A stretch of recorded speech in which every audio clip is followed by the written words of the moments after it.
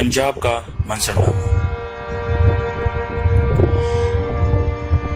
पिछली एक साथ में हमने जो कुछ भी बयान किया उससे ये अया है कि ब्रिगेडियर मलिक ने आला तरीन सतह तक इंतखाबात में मुदाखलत की नफी की है, मासवाए ये कि अंदाजे के मकासद सामने थे।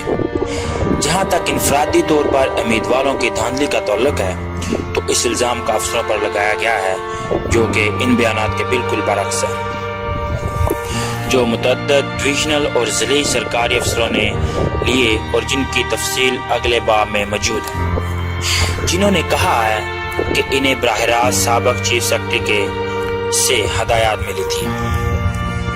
सफ़ा 239 से लेकर 250 तक ये तमाम तर वाक़या मौजूद है। करतार से बस के सफ़ा 257 पर बयान किया गया है कि इन्हें शहादतों के दौरान ब्रिगेडियर मुज़फ़्फ़र मलिक ने तस्लीम किया कि इस वक्त के वज़ीर आला नवाब सादिक हुसैन कुरैशी ने बज़ात खुद लाड़काना प्लान दिखाया था। उसने लाहौर में कंट्रोल रूम की मौजूदगी भी तस्लीम की जहाँ बड़ी जहानत से काम हो रहा था। इसी तरह वज़ीर आला का एक अपना इलेक्शन सेल था। इसी तरह के सेल और कंट्रोल रूम क्वेटा और पेशावर में भी थे।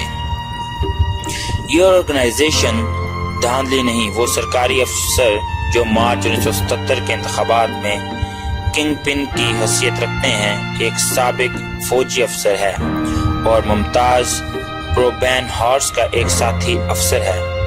वो भी बहरहाल यही कह रहा है कि हमने पंजाब के इंतखाबात में धांधली की थी और फ्रेब भी किया था, इनकी तरफ से जो हमारी तरफ से नहीं हुआ।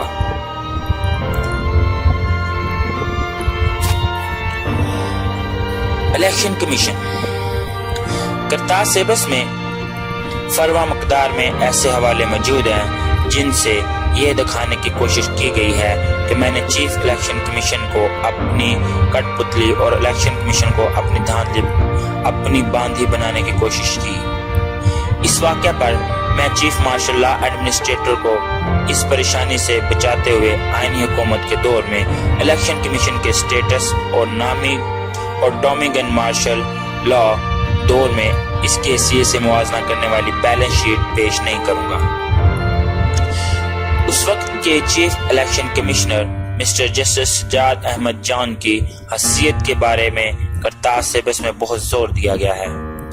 यकीनन मैं भी ये निशानदही कर चुका हूँ कि इस दस्तावेजात को खास मकासद के तकमील के लिए अपनी मर्जी के मुताबिक काट छांट कर तैयार किया गया है। ये कतई तौर पर वाज़ेह नहीं है कि मौजूदा हुक्मरान टोला चीफ इलेक्शन कमिश्नर को एक मोमन समझता है या मेरी काबीना इंतखाबी धांधलियों में एक एक हिस्सेदार और शरीक है। चीफ इलेक्शन कमिश्नर के किरदार के मुतल्लिक़ करतार से तजावुज़ात मिलते हैं। बात आगे बढ़ाने से पहले मुझे इजाज़त दीजिए कि मैं तेजी से अपनी शख्सियत की वजाहत कर सकूं।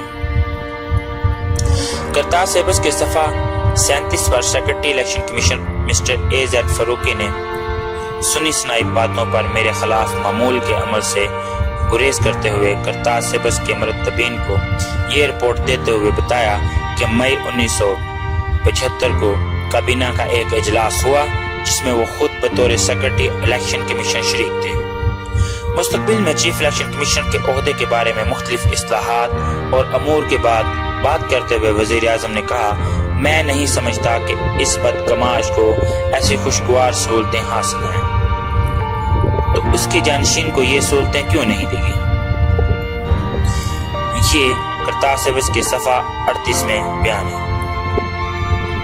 मुझे बिल्कुल भी याद नहीं आ रहा कि मैंने इस इजलास या काबीना के किसी दूसरे इजलास में मिस्टर जस्टिस सज्जाद अहमद जान को बदकमाश कहा। मैं यकीनन मोहतात होने का पाबंद था। वो चीफ इलेक्शन कमिश्नर थे जिनमें अपनी शैतानी स्कीमों के लिए हमवार करना चाहता था। फिर इसके साथ इन्होंने सीजर की बीवी की ताजपोशी बतौर मलका तरन्नुम की थी, जबकि मार्क एंथोनी अपने आप को सीजर का ताज पहनाने में 3 बार नाकाम हो चुका था।